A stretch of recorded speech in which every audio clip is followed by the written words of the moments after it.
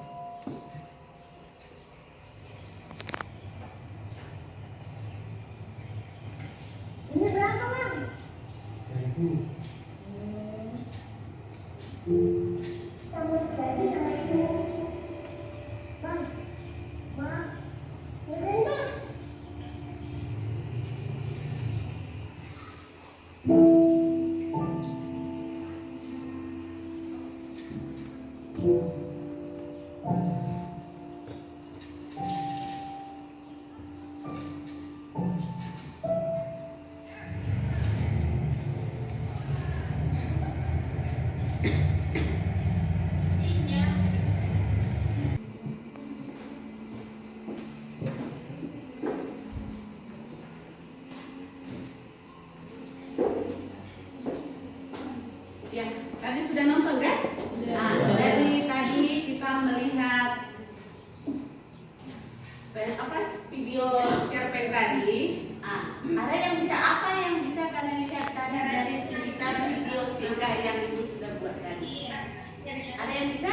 Mungkin nilai apa yang terdapat di dalam cerpen yang sudah kita putar tadi? Nilai moral ada? Ada.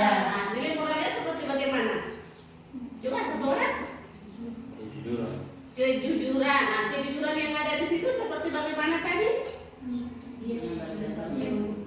Satu orang? Dia mengembalikan dompet yang sudah dapat, yang sudah dia pegang beberapa hari. Materi kita hari ini kata cerpen. Ada jenis cerpen. Sebelum ini pernah nggak waktu mungkin di SMP atau kelas 10 sudah pernah nggak membahas tentang materi cerpen? Mungkin di SMP? Sudah pernah? Kalau sudah pernah, apa itu cerpen? Cerpen adalah cerita pendek.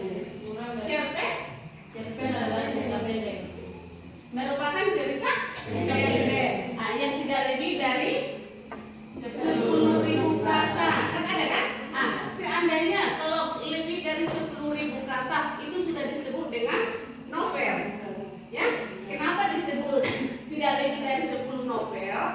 kata karena ini cerpen biasanya kita membaca cerpen biasanya itu sekali duduk bisa langsung kita selesaikan bacanya. Coba kalau novel, siapa yang pernah baca novel? Berapa kali? Bisa nggak contohnya setengah jam langsung selesai dibaca? Tidak kan? Biasanya sama berapa hari? Perlu hari nggak? Perlu. Jadi katanya lebih panjang dari cerpen. Jadi kalau cerpen ini kita baca, istilahnya dibilang sekali duduk bisa kita selesaikan membaca ceritanya. Jadi di situ ya.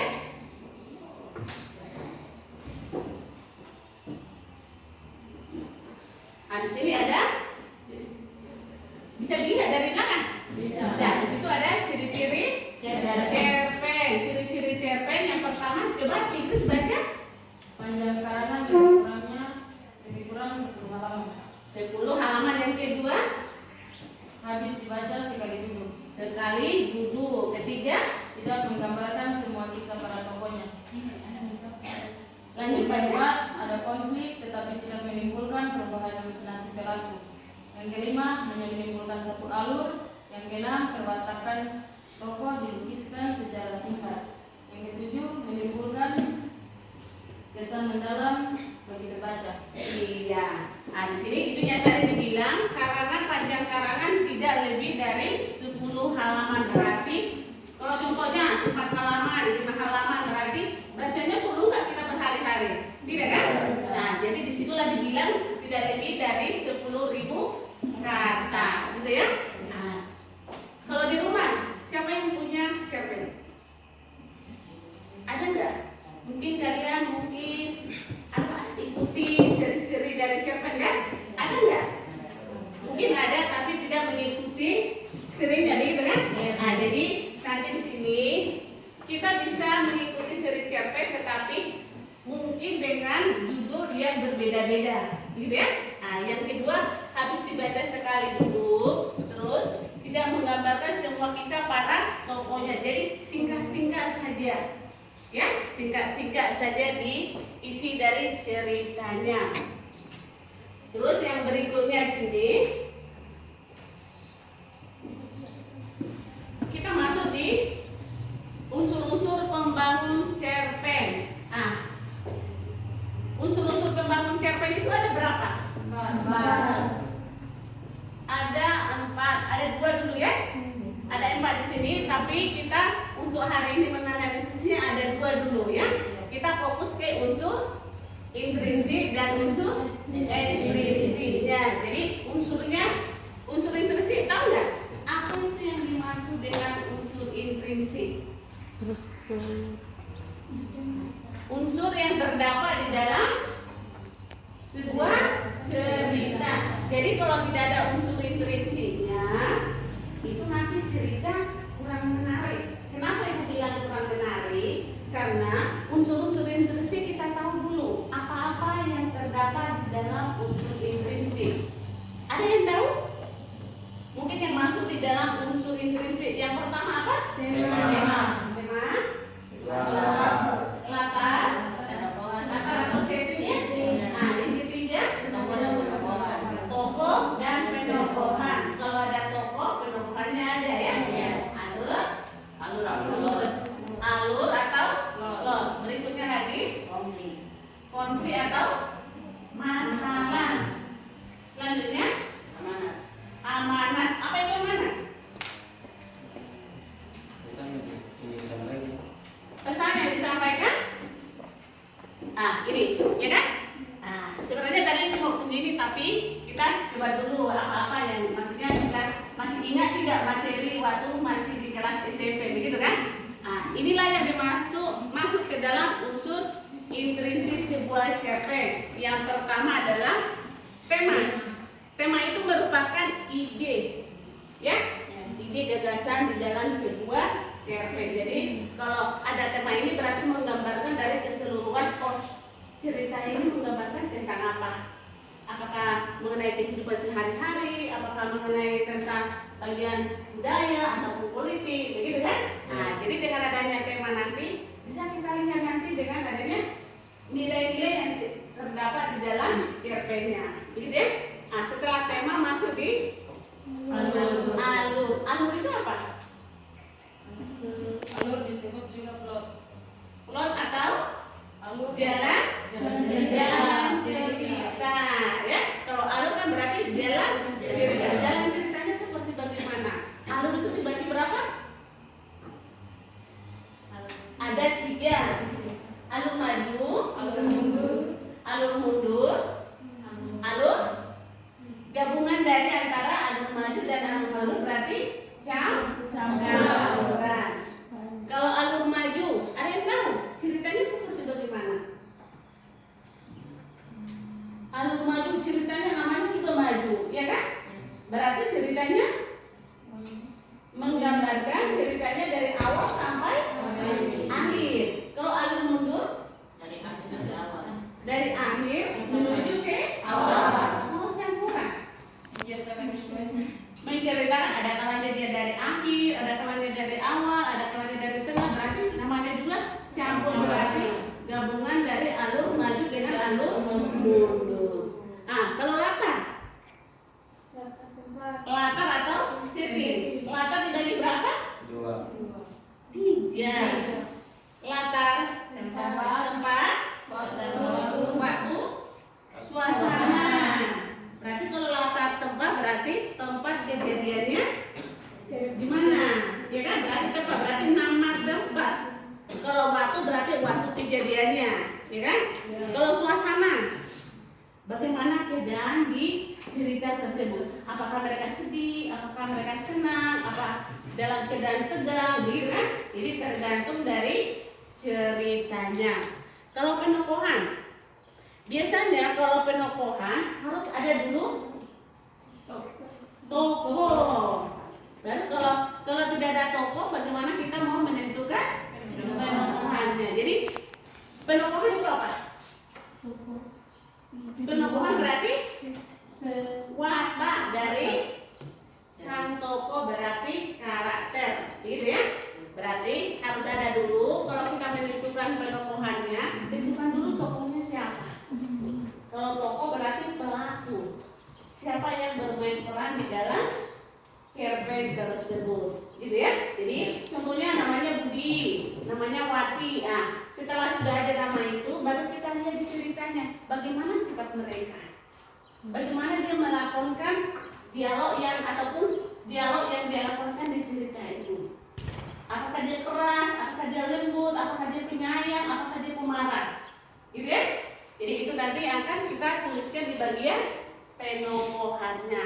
Nah, sekarang masuk di sudut pandang. Sudut pandang ini bisa dibilang dari bagaimana pengarang masuk di dalam cerita yang dia tulis. Apakah dia berperan langsung atau dia di luar layar? Apakah dia, kalau dia orang pertama berarti dia ikut terlibat di dalam cerpennya. Kalau dia orang kedua, dia di belakang layar. Kalau dia orang ketiga, dia ada kalanya masuk sebagai orang pertama itu terlibat, ada kalanya lagi dia di bagian di belakang layar. Terus masuk yang terakhir apa? Amanah. Apa itu amanah? Matias? Pesan yang bisa kita ambil dari cerita tersebut. Contohnya, kalau amanat ini ya, biasanya kalau amanat ada 2 bagian. Ada yang sisi positif dengan ada yang sisi negatif. Namanya kalau dibilang amanat pesan ya, ada yang baiknya dan ada yang buruknya. Kalau yang baiknya bagaimana? Kalau yang baik di dalam cerita berarti kita bisa menjadi motivasi buat kita. Oh, bagus dia kalau dibikin begitu ya. Berarti bisa saya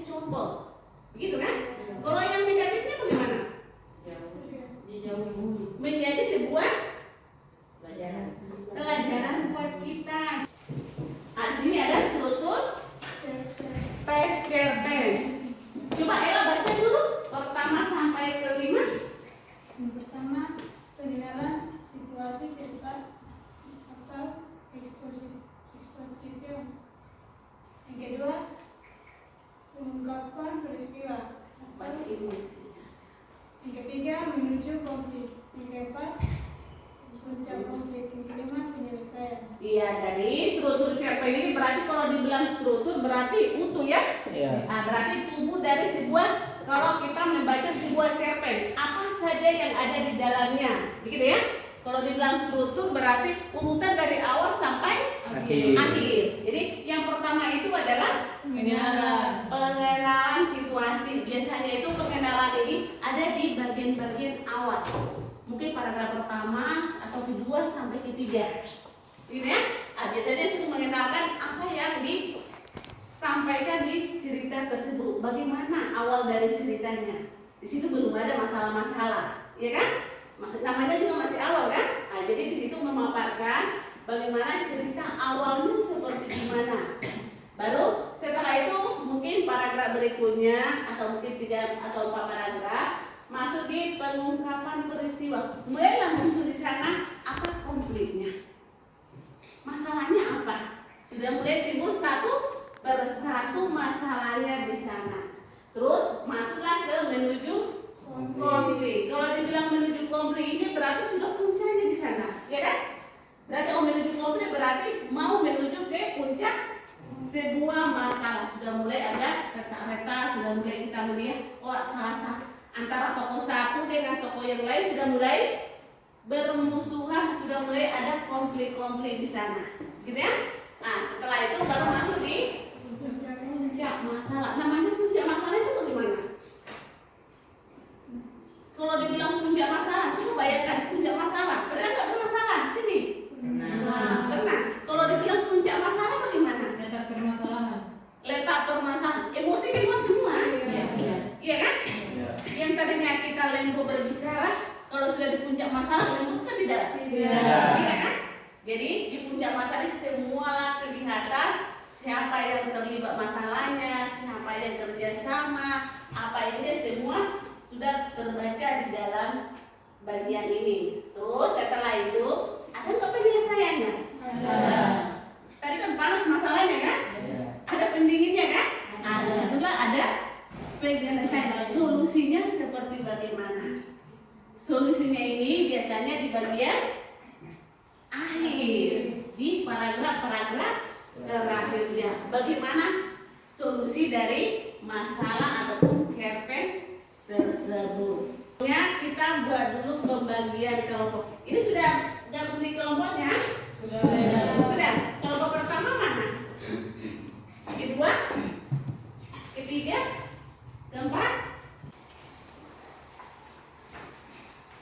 Nah, coba lihat di situ ada tes cerpennya sudah ada masing-masing? Ya, sudah balik lagi? Sudah? Nah, masing-masing sudah dapat kan? Nah, coba lihat di situ LKPD-nya, maksudnya sebelum kerjakan supaya tahu nanti cara kerjanya bagaimana kan?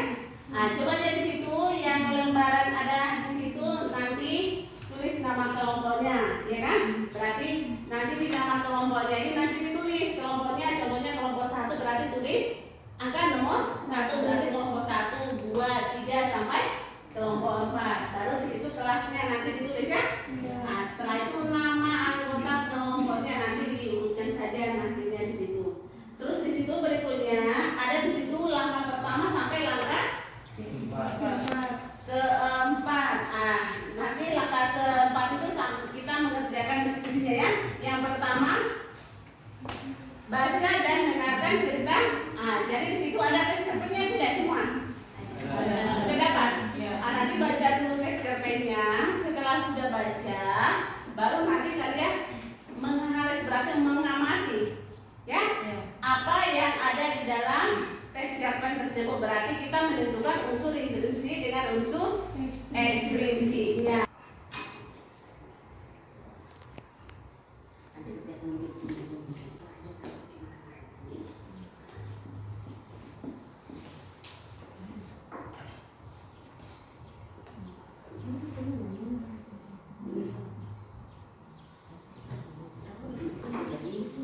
Kita mau mempresentasikan hasil diskusi kita. Nah, yang pertama siapa yang mau presentasikan? Ya, silakan. Shalom. Judul cerpennya Piutang-piutang menjelang ajal oleh Jujur Prananto.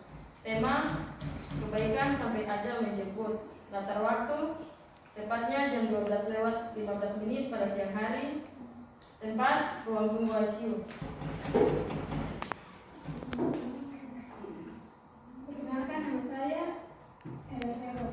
Dari kami Shalom, selamat siang, ibu dan teman-teman. Terima kasih atas kesempatan yang diberikan kepada kami kedua. Kami akan mempresentasikan hasil diskusi kami tentang tema atau judul Rumah Tuhan. Baik, saya akan membacakan hasil diskusi kami dari kelompok 2. Judul Rumah Tuhan. 1. Analisis unsur intrinsik dalam cerpen Rumah Tuhan. A. Tema. Suatu prinsip hidup yang dipegang teguh oleh seorang.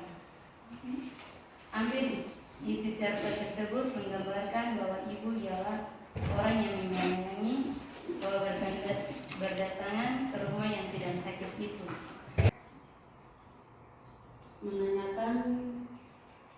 Saya ingin menanyakan hasil presentasi yang mengenai latar-latar atau senti yang dibacakan tadi. Setting ya. Oh, berarti latar ya? Ya, Maksudnya bagian setting latar di bagian mananya? Suasana. iya. Oh, di bagian suasananya mungkin Tempat, waktu, suasana. Oke. Ya. Baik, terima kasih atas koreksinya. Kami dari kelompok 2, kami ingin menggabungkan semua bagian-bagiannya dalam latar tempat, halaman rumah, jalan kecil dan rumah ayah. Latar waktu siang hari. Latar suasana mengharukan. Baik, ini saja.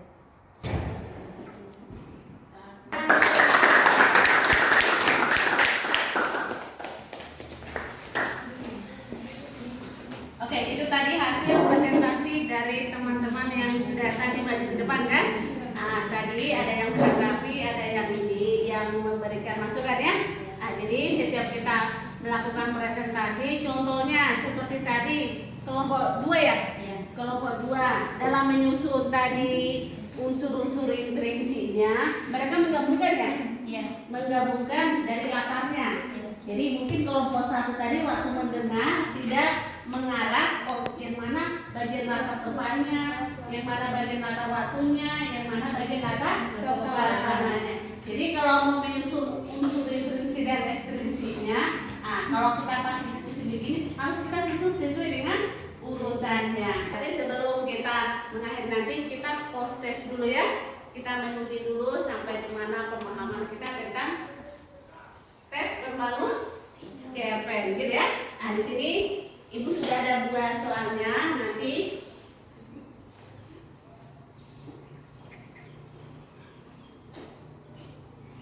sekarang Ibu kasih untuk tugas rumah ya. Tugas rumah nanti setelah sampai di rumah coba cari satu teks cerpen ekstrinsiknya. Nanti pertemuan berikutnya nanti kita kumpul nanti tugasnya. Hari ini bagaimana pelajaran kita hari ini? Senang atau tidak? Senang. Berarti nanti setelah sudah senang berarti ada sesuatu yang kita dapat kan? Iya. Untuk materi hari ini yang mau kita lakukan adalah nanti kita masih membahas mengenai tentang cerpen nanti, tetapi materinya yang berbeda, ya. Yang tadi ini kan kita menganalisis kan? Iya. Tapi nanti untuk minggu depannya kita akan membahas mengenai mengonstruksi. Berarti kita menulis sebuah teks cerpen. Dengan belajar kita menganalisis dari belajar sebuah cerpen, kita mempelajari sebuah teks intrinsik dengan ekstrinsik ya kan? Dengan kita mempelajari sebuah strukturnya, berarti nanti terakhirnya nanti berarti kita harus bisa mandiri nanti menulis sebuah cerita pendek. Jadi nanti kalau kita contohnya kita jurusan bahasa kan? Iya. Jurusan bahasa. Kalau kita gemar, senang menulis, itu nanti kita tidak rugi. Ya, contohnya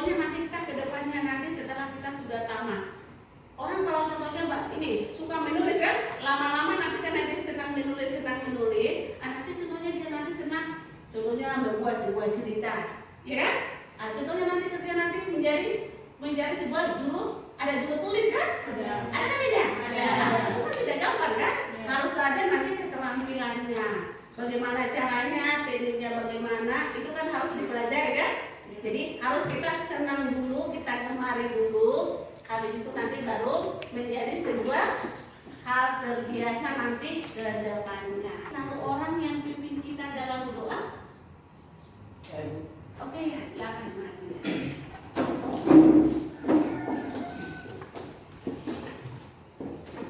Teman-teman dan ibu guru, sebelum mengakhiri kegiatan belajar mengajar kita di siang hari ini, saya mengajak kita semua bersatu dalam doa. Berdoa, mulai.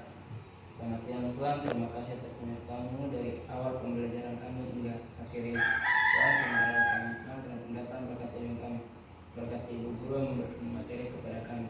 Semoga materi yang diberikan kepada kami dapat bermanfaat bagi kehidupan kami di hari esok nanti. Amin dan amin. Kami juga Tuhan. Amin. Amin.